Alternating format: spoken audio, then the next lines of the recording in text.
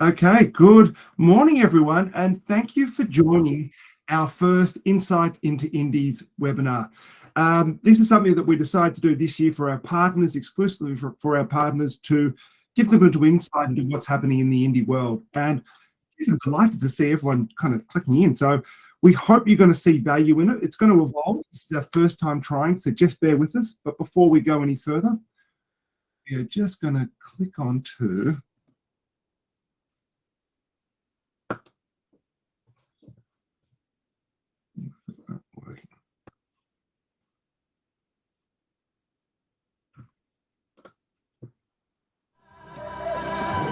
In the spirit of reconciliation, the IMAA acknowledges the traditional custodians of country throughout Australia and their connection to land, sea and community. We pay our respect to their elders, both past and present, and extend that respect to all Aboriginal and Torres Strait Islander people today. Under the guidance of Reconciliation Australia, we've developed a reconciliation action plan based on 3 core pillars: education, influencing positive change, and taking tangible action through our involvement with the Impaja program and other sponsored projects. The IMAA is committed to creating a safer place for Aboriginal and Torres Strait Islander people, both within our network and more broadly within the Australian media landscape. Reconciliation is a journey, and we're on that journey together.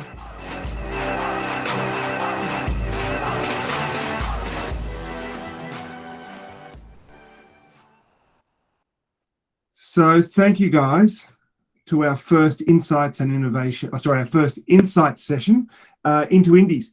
Now, again, we're going to cover off a couple of things. We're going to have a bit of an update for you guys of what's happening with us, some of the stuff you might have seen before, what's coming up, and then we're going to dive into some insights on Indies. We're going to have a chat to Nick Behr, the CEO of Kaimera, and ask him some very questions that were pointed for you guys, very civilized questions. Nick, don't pull those faces. And then a few reminders at the end. It's going to be a very punchy session. We hope you enjoy it. Jump in and ask any questions at any point. And again, this is something that we want to evolve to add more value to our partnerships, to kind of give you guys an edge in the marketplace as well. If my computer's not working, a short update from our side is that Operation Kickoff. Let's make sure I've got the right. Yes, Operation Kickoff happened last Thursday, and thank you for everyone who tuned in. We had several thousand people tune in to it, members from around the country. We had speakers. We had a networking session afterwards. It looked fantastic. It will evolve as well, and thank you for everyone who made the journey to there to participate live. And we particularly made an opportunity to say thank you to all of our partners who were involved as well. The networking session is not an event if Michael Desiree doesn't get a photo of himself in there, so we thought we would include that. For those who weren't aware, we also had recently, the week before last, launched our UK Academy. UK campaign. This was something where we're attracting Brits to Australia. It looks fantastic, got a lot of coverage, not only in Australia, but around the world. I might just play this to give you a sense, for those who didn't see it, of why people should come to Australia. So what I love about living and working in Australia is the lifestyle. I mean, what is there not to enjoy? The food, the wineries, the beaches. It's just such a good kind of way of life here as well. The independent agency scene in Australia is thriving. Overall, it's just a great place to work in media. So for anyone interested in coming to Australia to work, which I definitely would recommend, visit the IMAA website for more information. And thank you. What I love. Thank you, Nick, for your staff and office. So what I love about living and working in Australia is... Sorry, guys, we are having some technical issues. So what's coming up for the IMAA? Clean Up Australia Day. So thank you to all of our partners who put their hand up for that. We've got 16 agencies around Australia who want to partner with you guys to clean up the local area. There's still a couple of spots available, so if you are interested, just message Tian. And I believe, it would cost about $320 if you want to participate in it for an agency to sponsor. So it's just help activating it and cleaning up a local area. It's a lovely exercise as part of our Project Earth that we're doing. And that's coming up on the 28th.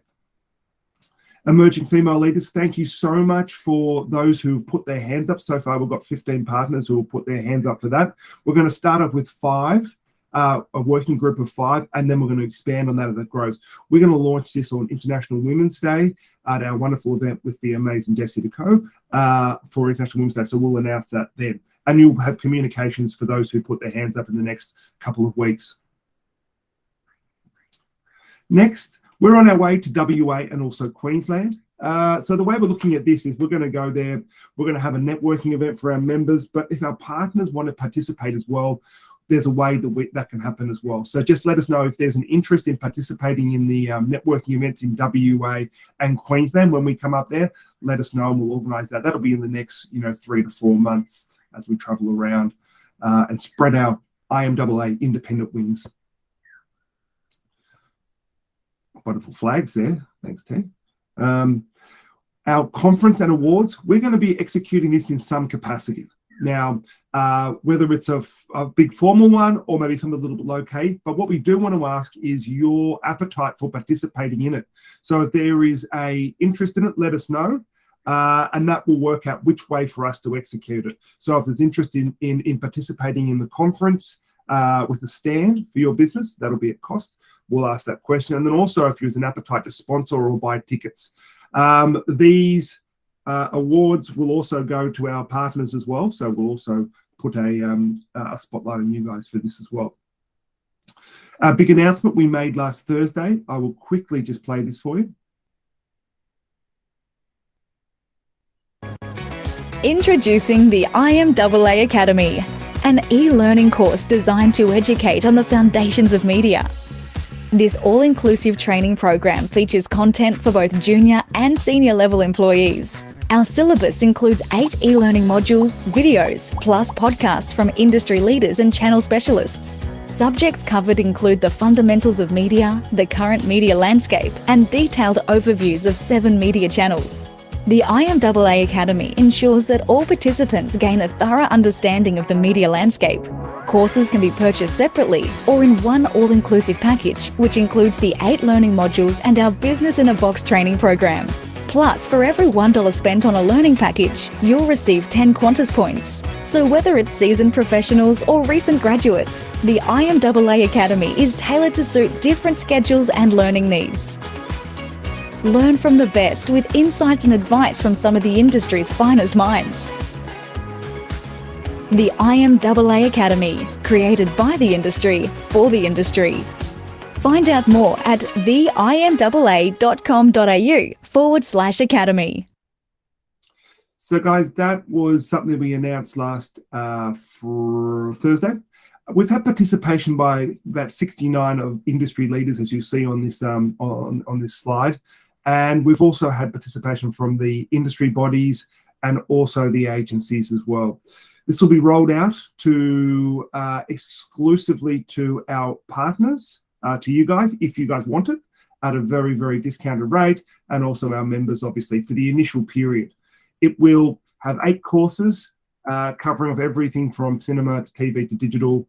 And then if you do all the courses, you get the black belt in Kung Fu Media. You get to put that on your LinkedIn page.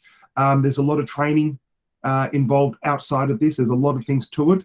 It starts on the 1st of March. And if there's any appetite, please reach out to our website or Tian or Beck, and they'll give you more. They'll give this wonderful document, tells you a lot more about it as we progress forward. Now, that's the updating to do.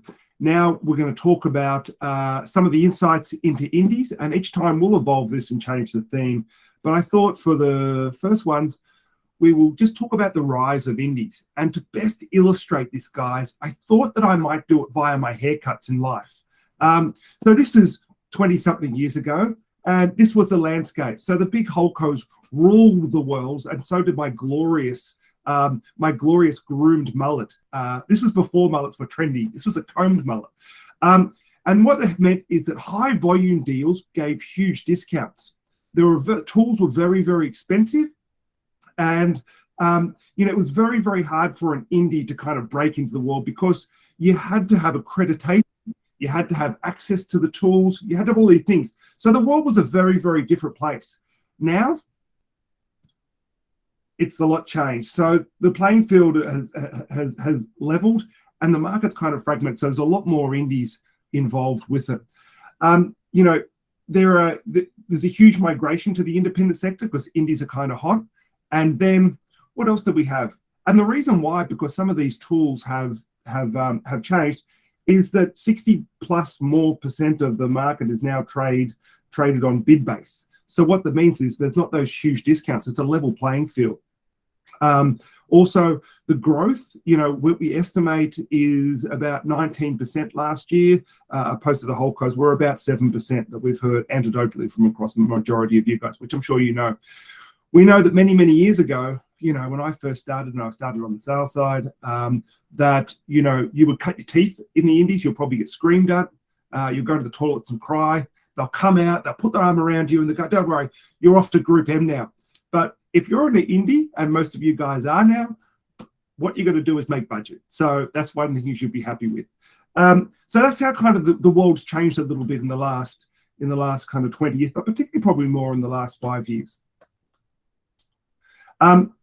What it makes up to the marketplace, look, it's very, very hard to measure where it sits. The IMAA and Nick have looked at this and kind of went, SMI doesn't give a full picture because probably a third of our indies built through a third party or a holdco, so it doesn't give the full picture. What we do know anecdotally that traditional media makes up about 37% of the market, and then digital media, it's probably close to 52% of the market. Even Magna Global kind of said it makes up 35, and that's before they untangled it.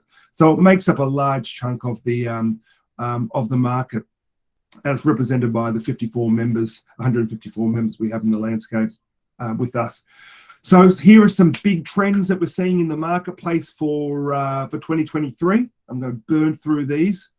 Firstly, the merging of lanes. So when I talk about the emerging of lanes is that agencies who were traditional pure play digital agencies who would never consider buying traditional media are now changing lanes into traditional media because because automation, they can buy, digital audio, digital TV, digital radio. And I see this firsthand. I get calls from agencies going, I used to just buy SEO, SEM.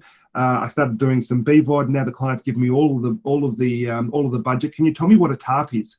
So what the message to you guys is just keep an eye out for digital agencies who you did not, consider or think about, because in the next 5 years, you're going to see people knocking your door trying to book things that didn't come from, that you didn't even see coming. So it's just fragmenting. So, this is just one of the changing marketplace. A lot of things are going to come through digital pipes in the future. So just make sure you're digitally aware. It might not be purely programmatic, but it will come through automated digital pipes. And I would say that if you're not playing in this space, you're probably not going to be around the next 5 years. And I say that to the agencies as well.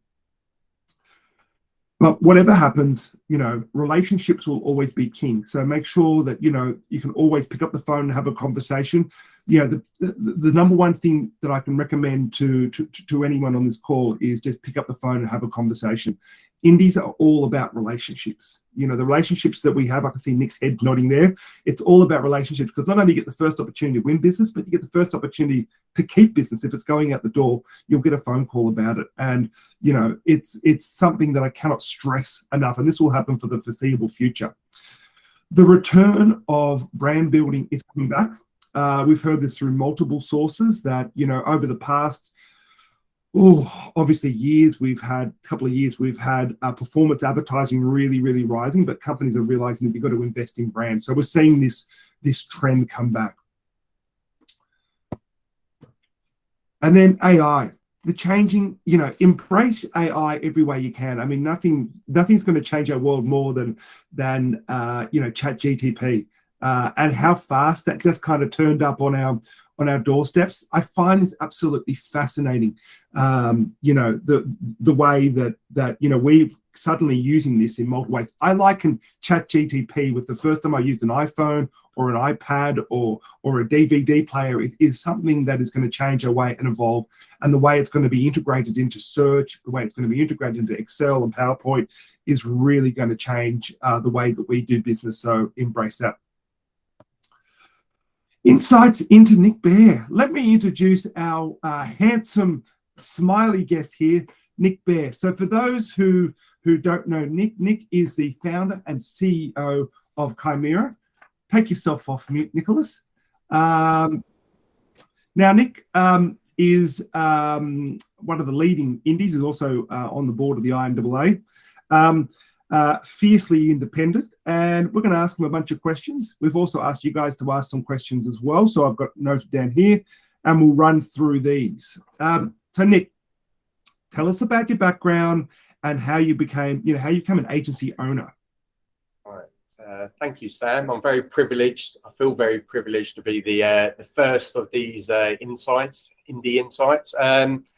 All right, so my background, so I've been in Australia. We're going back to the expats. I've been here for 18 and a half years now.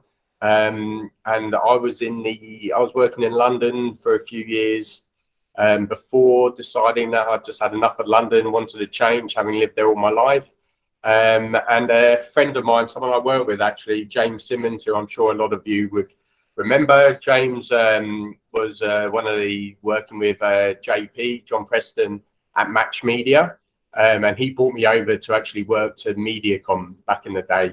It was actually Zenith Media at the time, and then it merged with Mediacom, lots of mergers. And then from there, I got offered a job from a guy called, Lee Stevens, but he was very good friends with a guy called Josh Richards, who they're now together.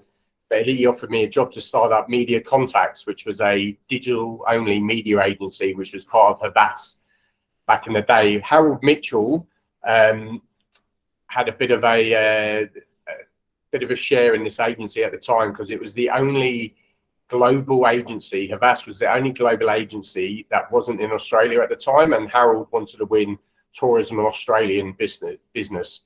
As you do, but you can't do that without having offices, obviously, in a lot of the global markets. Anyway, long story short, I ran that agency for a few years. Mitchell sold to whatever they ended up being called. They sold to Aegis, so I ran Visium because I started up Visium because we couldn't do Havas, so I left that. So I started up Visium in Australia in 2012, I think that was. So I'd been at Mitchell's for quite a long time, and Havas. Then we got bought again by Dentsu, and at that point there was quite a few changes going on.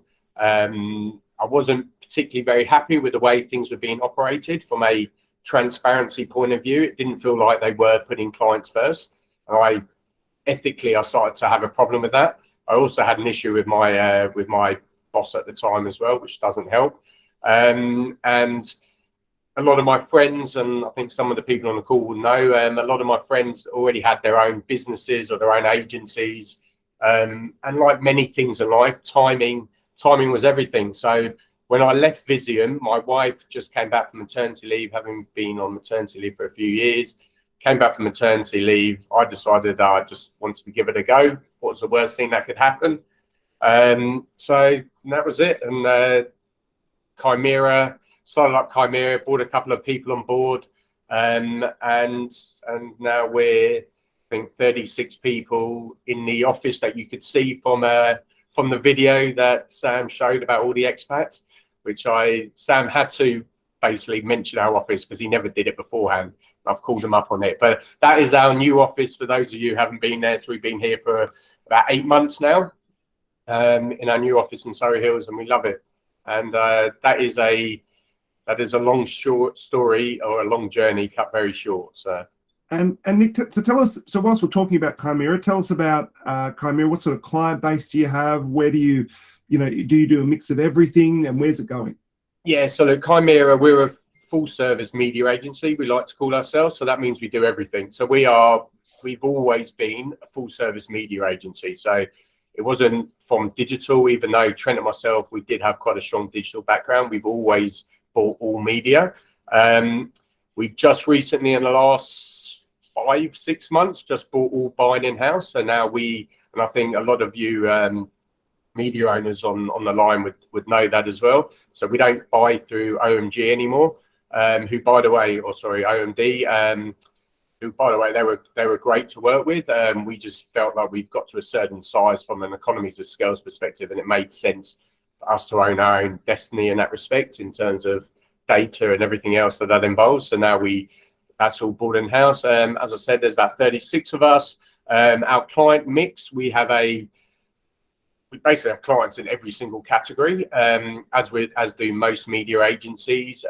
We are actually setting up a separate, I suppose, competing agency to be able to deal with some of the conflict that we have. We get invited to pitch and work with other clients that are conflicts, I suppose you could say, to current clients that we have, but on a very small scale.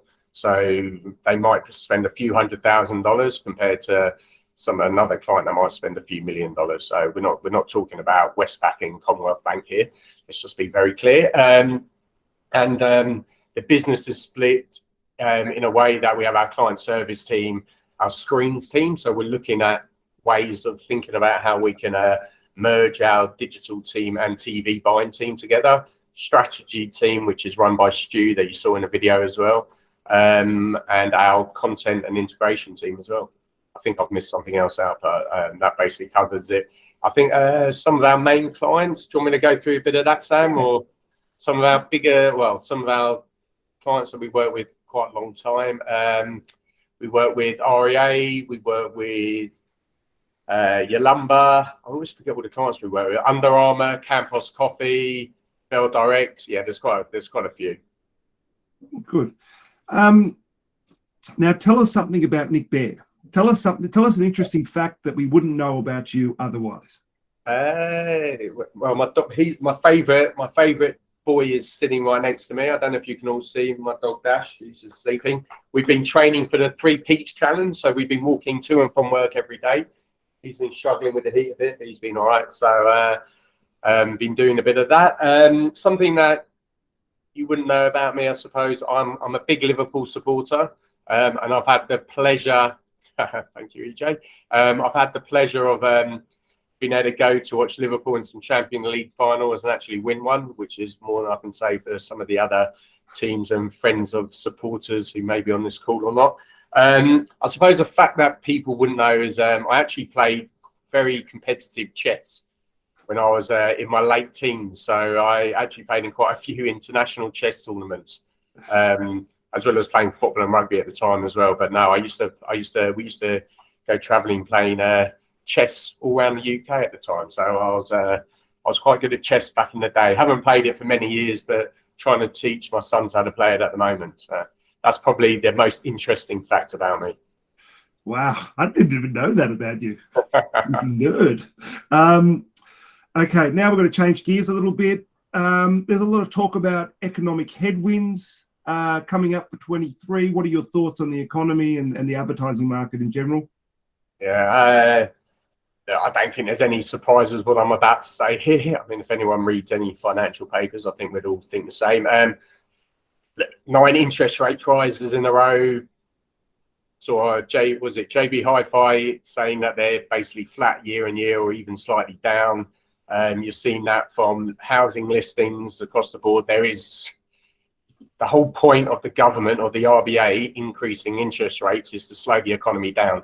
We will see a slower economy. I think the SMI data showed that it was much lower than anticipated, and I think you're just going to see that continue. We are starting to see clients cut back already in terms of their media spend, and ask for changes in the remuneration models and things like that. So look, I think we'll see This quarter we may be okay, all those COVID reserves, but I think moving into Q2 calendar year, I think we're gonna start seeing it quite significantly, particularly into Q3 is my feeling, and then I think things may level off going back into Q4 is my feeling anyway. But it's yeah, I think you can see it.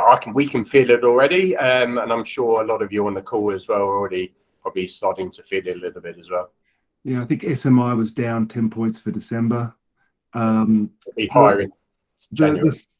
And the survey that we saw from December as well said that, you know, the indies were a lot more optimistic than the whole coast. We're probably not affected by big international budgets as much, but we are going to be affected. And I think Q2 calendar year is going to be the biggest kind of hurt for us.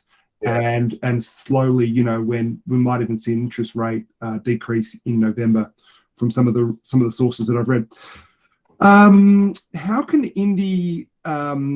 media owners engage best with agencies? Look, anyone who has spoken to me, I think my theory on working from home and working in the office, I think we were the first, and we in terms of getting back into the office. If I was a media owner, I would be making sure that I'm having face-to-face meetings with media agencies. That would be first and foremost. Media agencies, and I said this going back, I don't know, 2.5 years ago, whenever the first lockdown was. I said it then and I'll say it now. We are a relationship industry. I mean, these are long-term relationships. It's not like buying a house. You buy a house and see you later. We deal with you guys every day. Media agencies' job is to know what is happening and have relationships to benefit their clients. If they are not doing that, then how can you get the best for the clients? You're not going to know what's happening. I am all for making sure that you have face-to-face meetings. And if my staff are not having face-to-face meetings with the media owners, I want to know about it. I'd be very surprised if that is the case. But if I was a media owner, I'd be making my staff, particularly now when there is going to be a slowdown. I'm not saying a recession, but there will be a slowdown. I'd be absolutely making sure they're getting in front of agencies and having chats with them. And if media agencies aren't in the office, I would be having a word with the bosses of those media agencies to make sure they're available for your staff to go and see them and have chats with them and make sure that they have that face-to-face. It's too easy otherwise for them to either ignore you, not answer your calls, and do all the other things that are really annoying that agencies do to media owners. I mean, we work in a symbiotic environment where an ecosystem that agencies cannot survive without fantastic relationships with media owners. So I'm all for face-to-face meetings and just general catch-ups to find out what's going on. Obviously, don't have catch-ups for the sake of it. I think we all know that. But yeah, absolutely catch up as regularly as you can face-to-face. Yeah, and I think probably on that, Nick, as well, it's all about relationships. And, you know, when someone sees, oh, I've got Adams Forbes calling here, I've got to take this call because it's going to add value to my day. If it's going to add, like, you got to have a reputation that it's going to add value, not for just shits and giggles. So I think it's having a reputation for adding value to people's day. Well, if it was Adam calling me, I may not pick it up. Only joking, Adam. Only joking, mate. Only joking. But no, look, look, that's a good point, Sam. Yes, look, the business side of it is really important, but I started in the industry 20 odd years ago, and I remember starting in the industry thinking how fun it was and what a great industry it was. We've lost that over the last few years. There's no question about that. And that is a really important part of working in media as well. Let's not forget about that. The culture, the fun, just going out and enjoying yourself. I think that is a really key part of what we do, and the reason why I've loved it so much over the years and why I promoted it and why I want to give back to the industry as well. Nick, can you share with us a successful pitch story of an agency and a media owner working together? Yeah, I mean, I can give you a great campaign that we've worked on recently. I mean, a pitch one's a bit different. I mean, but I can give you a great, I suppose, integration that we did, and it was with News and Yalumba, the oldest independent winery in Australia. I think it's 180 years old, based in the Barossa. Yalumba, by the way, are up there as one of my favourite clients of all time as well. Within 23 years of working in not just Australia but in the UK, they're a fantastic client. But what it was quite clear. It was all about integration. Spots and dots, they have their place, absolutely. But what makes a campaign, I believe, I don't get involved in too much of the planning and buying these days, but from what I remember about this campaign, it was just how totally integrated they were into the campaign, and how everyone at News bought into it. And it wasn't just News, it was everyone at Kaimera and everyone at Yalumba, all three companies working together, buying into it all at the same time, made it a super successful campaign. And I think we can see some of the news guys on the call as well. I think it had from a Kantar perspective, had some of the highest results they've ever had from a brand awareness perspective, from a consideration perspective, and everything that you want at the time. Look, it worked well because it was COVID and we were supporting, I suppose, the regional markets as well, which made quite a big difference. But it was just a really well done campaign at a time when things were pretty tough, and for everyone to come together, and particularly Yalumba, and to go out their comfort zone. I thought it was a fantastic campaign. I'm sure. I know there's case studies, and I think there was one on Ad News on Umbrella quite recently as well. So I'm sure someone from News will send the link through at some point. And mate, can you tell us about what makes a good pitch? Like, I know you're not on the tools as much, but from memory, what makes a good pitch? Right. I think it would be the same reason for when a media agency presents to its client. When we pitch our clients, what makes a good pitch is understanding what the key objectives are and making sure that you're presenting back to that. Too many times we go, oh, we can do this and that, and we can give you this bonus. But most of the time, it's not actually reaching what the objectives are that we put in the brief. Look, from the Media Eye scores, we rank really highly in terms of the feedback and the brief that we do. For us, it is absolutely imperative to make sure that you're responding to what those KPIs are. So if we're just saying that we just want reach, just give us reach. If we're saying that we want something that's integrated and something a bit different, then do that as well. I think you've just got to be able to understand what the agency is really after. And again, pick up the phone. If it's a decent sized brief, because obviously if it is just a few $1,000s, it's not worth it. But if it is hundreds of thousands of dollars or maybe even larger, pick up the phone, have a chat and find out exactly what you need, and making sure that you're getting that. That's what we would do if we're pitching. We'll talk to the clients, we'll find out, we'll ask more questions. We do Q&A sessions that last for about an hour. It's no different for you guys. If you're pitching for $1 million worth of media, surely you're going to want to know as much detail as possible. And there's no point the senior guys getting involved when we pitch that and you haven't won the business. By that point, in most cases, you've missed it. Unless the agency has said to you, it's a rate play, then it's obviously a different story. But in most cases, from the way that Kaimera operate, it won't be a rate play, because if it is, we'll tell you that up front. We'll say it's purely about getting the best value for our client. In 99% of the cases, that's not the case. And with proactive ideas, when someone goes with a proactive idea, what makes a good proactive idea? Right. Every agency is different. I would say for our agency, proactive ideas, they're quite limited because it's quite difficult to put them in front of the client if the client doesn't need it. So we plan quite far in advance. Most of our clients aren't really very ad hoc. So proactive ideas don't really work. We're only going to put you on the plan. The way we work is very transparent. It's not about, we think whatever's best for our client, we're going to put forward.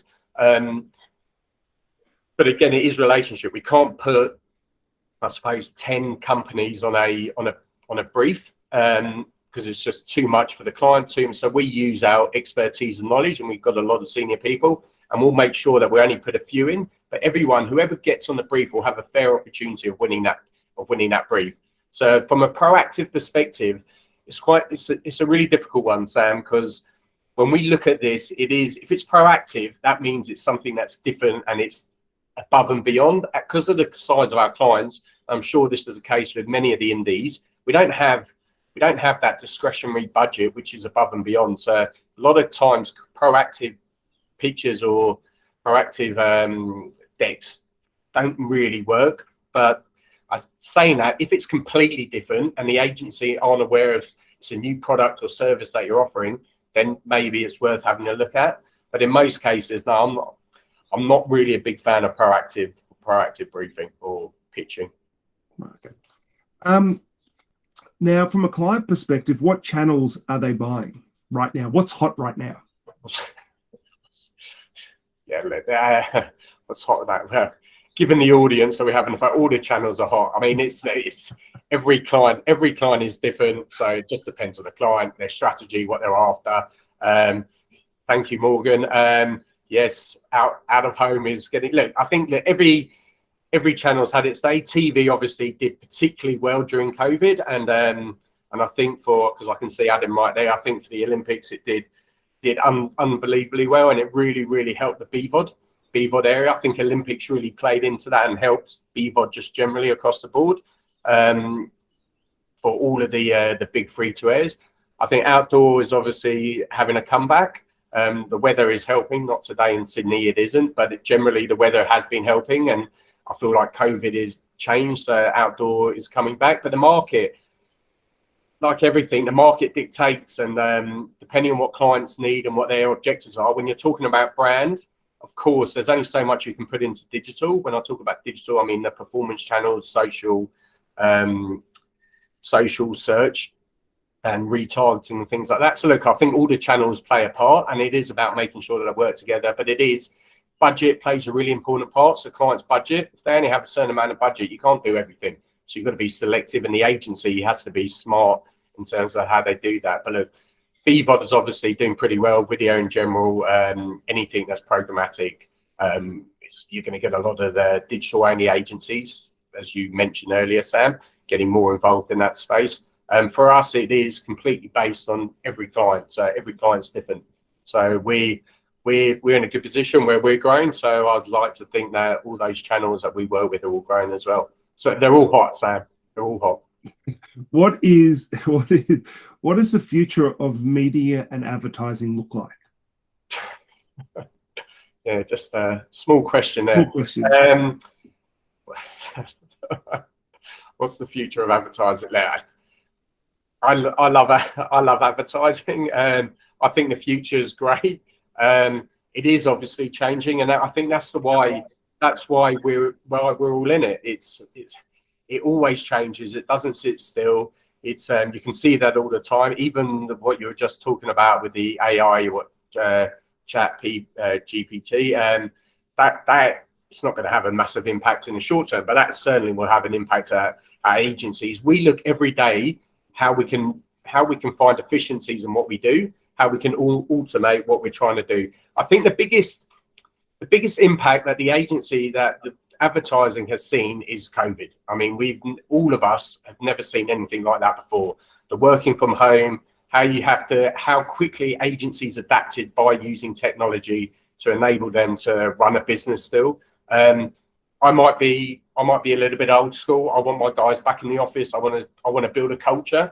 I don't believe that you can build a culture around working from home or working in different cities and not seeing each other.